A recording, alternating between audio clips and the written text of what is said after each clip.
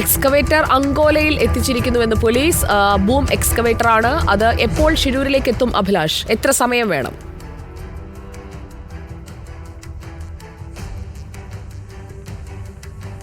ഏതാണ്ട് 15 കിലോമീറ്റർ അകലെയാണ് അങ്കോല ഉള്ളത്. അങ്കോലയിൽ എത്തി എന്നാണ് ഇപ്പോൾ പോലീസ് പറയുന്നത്. അങ്ങനെയാണെങ്കിൽ ഏതാണ്ട് പറഞ്ഞതുപോലെ തന്നെ അരമണിക്കൂറിനകം തന്നെ ഈ എക്സ്കവേറ്റർ ഇവിടെ എത്തിക്കാൻ കഴിയുമെന്ന് തന്നെയാണ് പ്രതീക്ഷിക്കുന്നത്. നമുക്കിപ്പോൾ കാണാം, ദൃശ്യങ്ങളിൽ നിന്ന് കാണാം, റോഡിൻ്റെ മുകൾ ഭാഗത്തുള്ള മണ്ണെടുപ്പ് മാത്രമാണ് ഇപ്പോൾ നടക്കുന്നത്. 2-3 JCB മാത്രം ഉപയോഗിച്ചുള്ള മണ്ണെടുപ്പ്, അതായത് താഴ്ഭാഗത്തേക്കുള്ള മണ്ണെടുപ്പ് ഇപ്പോൾ സാധ്യമല്ല. ഈ ഉപകരണങ്ങൾ ഉപയോഗിച്ച് മാത്രം മണ്ണെടുപ്പ് സാധ്യമല്ല. അതുകൊണ്ട് തന്നെയാണ് എക്സ്കവേറ്റർ എത്തിക്കേണ്ടത്. എക്സ്കവേറ്റർ എത്തിച്ചാൽ മാത്രമേ ഈ താഴെ അതായത് 16 മീറ്ററാണ് ഇതിൻ്റെ ഉയരമുള്ളത്, അതിനും താഴെയാണ് മണ്ണുള്ളത്. ആ മണ്ണ് നീക്കം ചെയ്യണമെങ്കിൽ എക്സ്കവേറ്റർ എത്തിക്കണം. ഒരു എക്സ്കവേറ്ററാണ് ഇപ്പോൾ എത്തിക്കുക. ആവശ്യമെങ്കിൽ ഒന്നുകൂടി നാളെയോടുകൂടി എത്തിക്കുമെന്നാണ് ഇപ്പോൾ MLA തന്നെ അറിയിച്ചിരിക്കുന്നത്. ഇവിടെ ഈ മണ്ണ് നീക്കം ചെയ്യാൻ ഒരു എക്സ്കവേറ്റർ ആ ഭാഗത്ത്, നേരത്തെ സുജയ് സൂചിപ്പിച്ചതുപോലെ തന്നെ ആ ഭാഗത്ത് നേരത്തെ ഈ മണ്ണ് നീക്കം ചെയ്യുന്ന ഘട്ടത്തിൽ കൂടുതൽ മണ്ണ് ആ ഭാഗത്തേക്ക് മാറ്റിയിട്ടിരുന്നു. അതായത് റോഡ് ക്ലിയർ ചെയ്യുന്നതിൻ്റെ ഭാഗമായിട്ടായിരുന്നു മണ്ണ് മാറ്റിയിട്ടത്. ആ ഭാഗത്ത് നേരത്തെ NDRFൻ്റെ സംഘം ഇവിടെ എത്തി പരിശോധന നടത്തിയിട്ടുണ്ട്. കാരണം ഒരു ഗ്രൗണ്ട് ലെവലിൽ ഇറങ്ങിയിട്ടുള്ള ഒരു പരിശോധന ഒരുപക്ഷെ ആദ്യമായിട്ടായിരിക്കും ആ ഭാഗത്ത് നടക്കുന്നത്. NDRFൻ്റെ സംഘം ആദ്യം പുഴയിലൂടെ വരികയും അവിടെ ഇറങ്ങി പരിശോധിക്കുകയും ചെയ്തു. പിന്നീട് മുകളിൽ നിന്ന് കൂടുതൽ ആളുകൾ എത്തിയിട്ടാണ് അവിടെ പരിശോധന നടത്തിയത്. ഒരുപക്ഷെ അവിടെ കൂടുതൽ മണ്ണ് ഇപ്പോൾ കൂട്ടിയിട്ട നിലയിലാണ് കാണപ്പെടുന്നത്. ആ മണ്ണ് നീക്കം ചെയ്യണം. ഒരുപക്ഷെ ആ ഭാഗത്ത് എവിടെയെങ്കിലും ഈ വാഹനം ഉണ്ടാവാനുള്ള സാധ്യതയുണ്ടോ എന്നാണ് അവർ തിരയുകയും ചെയ്തത്. അതിന് താഴത്തോട്ട് കുറച്ചുകൂടി ആ ഭാഗത്ത് കൂടിയാണ് കൂടുതൽ മണ്ണ് നിലനിൽക്കുന്നത്. അതിനിപ്പുറത്താണ് ഈ തുരുത്തായി രൂപപ്പെട്ടിരിക്കുന്ന മൺകൂനയുള്ളത്.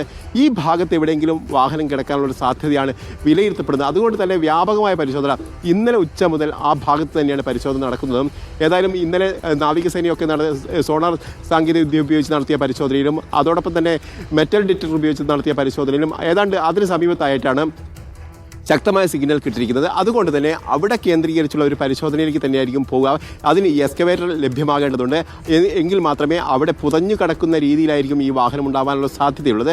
ആ മണ്ണ് നീക്കം ചെയ്താൽ മാത്രമേ അവിടെ ഏതെങ്കിലും തരത്തിലുള്ള പരിശോധന സാധ്യമാവുകയുള്ളൂ. അതോടൊപ്പം തന്നെ നദിയിൽ വലിയ തരത്തിലുള്ള കുത്തൊഴുക്ക് ഇപ്പോഴുമുണ്ട്. അതുകൊണ്ട് തന്നെ സ്കൂബ ടീമിന് ഇതുവരെ നദിയിലേക്ക് ഇറങ്ങി ആഴത്തിലുള്ളൊരു പരിശോധന നടത്താനും സാധിച്ചിട്ടില്ല.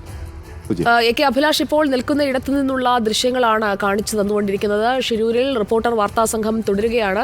ഈ തത്സമയ ദൃശ്യങ്ങൾ നമ്മൾ കാണുമ്പോഴാണ് ആ മണ്ണ് ഇപ്പോഴും ഈ 9ാം ദിവസവും വീണ് കിടക്കുന്നതിൻ്റെ ഒരു വലിപ്പം എത്രമാത്രമാണെന്നുള്ളത് നമുക്ക് മനസ്സിലാകുന്നത്. അഭിലാഷ്, അവിടെ ഇപ്പോൾ എത്ര ഉയരത്തിലാണ് മണ്ണ് കൂടിക്കിടക്കുന്നത്? അത് എത്ര നീളത്തിൽ, എത്ര ഉയരത്തിൽ എന്നുള്ളത് അഭിലാഷ് ഇപ്പോൾ നിൽക്കുന്നത് മറുകരയിലാണ് അഭിലാഷ് നിൽക്കുന്നതെന്നറിയാം. അപ്പുറത്തെ കരയിൽ നിന്നുള്ള ദൃശ്യങ്ങൾ നമുക്ക് കുറച്ചുകൂടി സൂം ചെയ്ത് ആ കടയിരുന്ന ഭാഗത്തെ, മരമൊക്കെ വീണ് കിടക്കുന്ന ഭാഗത്തെ ദൃശ്യങ്ങൾ കൂടി ഒന്ന് പ്രേക്ഷകർക്ക് കാണിച്ചു കൊടുക്കാം. അവിടെ പൂർണ്ണമായും ഈ ഹെഡ് കോയിൽ ഉപയോഗിച്ച് മെറ്റൽ ഡിറ്റക്ടർ പരിശോധിച്ച് ഉറപ്പിച്ചു കഴിഞ്ഞു എന്നാണോ? സിഗ്നലുകൾ എങ്ങനെയാണ് ഇപ്പോൾ കൃത്യമായി നൽകുന്ന സൂചന അഭിലാഷ്? സുജിയ, ഈ മധ്യഭാഗത്താണ് ഇപ്പോൾ ഇത് കിടക്കുന്നത്. ഈ ഭാഗത്തായിട്ടാണ് ഈ കടയുണ്ടായിരുന്നത്, ലക്ഷ്മണൻ്റെ കടയുണ്ടായിരുന്നത്. ലക്ഷ്മണൻ്റെ കടയുടെ ഭാഗത്തു നിന്നും ഏതാണ്ട് ഒരു 20 മീറ്റർ മാറിയാണ് ഇപ്പോൾ മണ്ണ് കൂട്ടിയിട്ടിരിക്കുന്ന നിലയിലുള്ളത്. ആ ഭാഗത്ത് നമുക്ക് കൃത്യമായി കാണാം, ഒരു ഭാഗത്തേക്ക് മണ്ണ് കൂട്ടിയിട്ട നിലയിലാണ്. അത് അടിവാരത്തേക്ക് വരെ ചാഞ്ഞ് കിടക്കുന്നത് നമുക്ക് കാണാം. ഏതാണ്ട് ഒരു 7-8 മീറ്ററോളം നീളത്തിൽ നദിയിലേക്ക് ചാടിയ നിലയിലാണ് അവിടെ മണ്ണ് നിലനിൽക്കുന്നത്. അതായത് അവിടെ വലിയ തരത്തിലുള്ള ആഴമുണ്ട് എന്നാണ് അറിയാൻ കഴിയുന്നത്. നദിക്ക് ഏതാണ്ട് 15 മീറ്ററോളം ആഴമുണ്ടെങ്കിൽ അത്രത്തോളം മണ്ണ് അവിടെ വീണ് കിടക്കുന്ന സ്ഥിതിയിലാണ്. ആ മണ്ണാണ് നീക്കം ചെയ്യേണ്ടത്. ഒരു പക്ഷേ അവിടെ ആയിരിക്കാം വാഹനമുള്ളത് എന്നുള്ള നിഗമനത്തിലാണ് ആ പരിശോധന നടക്കുന്നത്. ഇപ്പോൾ ഏതാണ്ട് ആ ഭാഗത്ത്, മുകൾ ഭാഗത്ത് കൂട്ടിയിട്ടിരിക്കുന്ന നിലയിലുള്ള മണ്ണ് ഇപ്പോൾ നീക്കം ചെയ്യുന്ന പ്രവർത്തികൾ നടക്കുകയാണ്. കാരണം ഹിറ്റാച്ചി ഉപയോഗിച്ച് മുകൾ ഭാഗത്തുള്ള മണ്ണ് മാത്രമേ നീക്കം ചെയ്യാൻ കഴിയൂ. ആഴത്തിലേക്കുള്ളൊരു പരിശോധനയോ അല്ലെങ്കിൽ മണ്ണ് നീക്കം ചെയ്യുകയോ സാധ്യമല്ല. അതുകൊണ്ടാണ് ബൂം എക്സ്കവേറ്റർ കൊണ്ടുവരുന്നത്. ഏതാണ്ട് 60 അടി നീളത്തിൽ വരെ ആ മണ്ണ് നീക്കം ചെയ്യാൻ കഴിയുമെന്നാണ് നമുക്ക് മനസ്സിലാക്കാൻ കഴിയുന്നത്. ആ ഭാഗത്തേക്കുള്ള മണ്ണ് നീക്കം ചെയ്താൽ മാത്രമേ അവിടെ ഏതെങ്കിലും തരത്തിൽ ഇത്തരത്തിൽ ട്രക്കുണ്ടോ എന്ന് പറയാൻ കഴിയൂ. നേരത്തെയാണ് അവിടെ ഈ മെറ്റൽ ഡിറ്റക്ടറൊക്കെ ഉപയോഗിച്ച് NDRF സംഘം പരിശോധന നടത്തി. ഏതാണ്ട് 1 മണിക്കൂറിലേറെ അവിടെ പരിശോധന നടത്തിയിട്ടുണ്ട്. അതോടൊപ്പം തന്നെ ഈ കീഴ്ഭാഗത്തേക്ക് നോക്കിയാൽ, ഇങ്ങോട്ട് നോക്കാം, ഈ നദിയുടെ താഴോട്ട് നോക്കിയാൽ അവിടെയും മൺകൂന കൂടിക്കിടക്കുകയാണ്. കാരണം അവിടെയും മണ്ണ് ഇടിച്ചിറങ്ങിയതായിട്ട് നമുക്ക് കാണാം. ഇതിനിടയിൽ നടുഭാഗത്ത് മാത്രമാണ് ഇപ്പോൾ മണ്ണ് ഏതാണ്ട് പുഴയിലേക്ക് പൂർണ്ണമായും താഴ്ന്നു പോയിരിക്കുന്നത്. പക്ഷേ ഈ 2 ഭാഗത്തായിട്ട് മണ്ണ് നിൽക്കുന്നുണ്ട്. ഇതൊരു പക്ഷേ ഈ മണ്ണ് നീക്കുന്നതിൻ്റെ ഭാഗമായിട്ട് നദിയിലേക്ക് തള്ളാനുള്ള സാധ്യതയൊക്കെയാണ് വിലയിരുത്തപ്പെടുന്നത്. ആദ്യഘട്ടത്തിൽ സംഭവിച്ചതാണ്. പിന്നീട് ഏതായാലും അവിടെ മണ്ണ് തള്ളിയിട്ടില്ല. പ്രത്യേകിച്ച് വലിയ തരത്തിലുള്ള പ്രതിഷേധമൊക്കെ ഉയർന്നതോടുകൂടിയാണ് അത്തരത്തിൽ മണ്ണ് നീക്കം അവിടേക്ക് നടത്താതിരുന്നത്. ഏതായാലും മുകൾ ഭാഗത്തും താഴ്ഭാഗത്തും ഇപ്പോഴും മണ്ണുണ്ട്. ഈ മണ്ണ് പൂർണ്ണമായി നീക്കം ചെയ്യേണ്ടതുണ്ട്.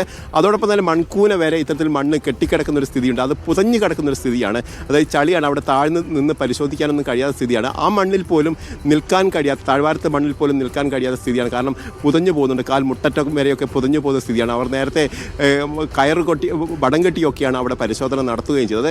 ഏതായാലും അവിടെ തന്നെ ഫോക്കസ് ചെയ്തുള്ള ഒരു അന്വേഷണം, ഒരു നിരീക്ഷണമൊക്കെ ആയിരിക്കും ഇന്ന് നടക്കുക. ഉച്ചയോടുകൂടി തന്നെ ഈ എക്സ്കവേറ്റർ സംവിധാനം സജ്ജമായി കഴിഞ്ഞാൽ ആ ഭാഗത്തെ മണ്ണെടുപ്പ് ആദ്യം ആരംഭിക്കും. അങ്ങനെ ആ മണ്ണെടുപ്പ് പെട്ടെന്ന് തീർക്കാൻ കഴിഞ്ഞാൽ മറ്റുള്ള മേഖലകളിലേക്ക് കൊണ്ടുപോകും, അല്ലെങ്കിൽ മറ്റൊരു എക്സ്കവേറ്റർ കൂടി എത്തിക്കാൻ കഴിയുമെന്നാണ് MLA നേരത്തെ വ്യക്തമാക്കിയിട്ടുള്ളത്.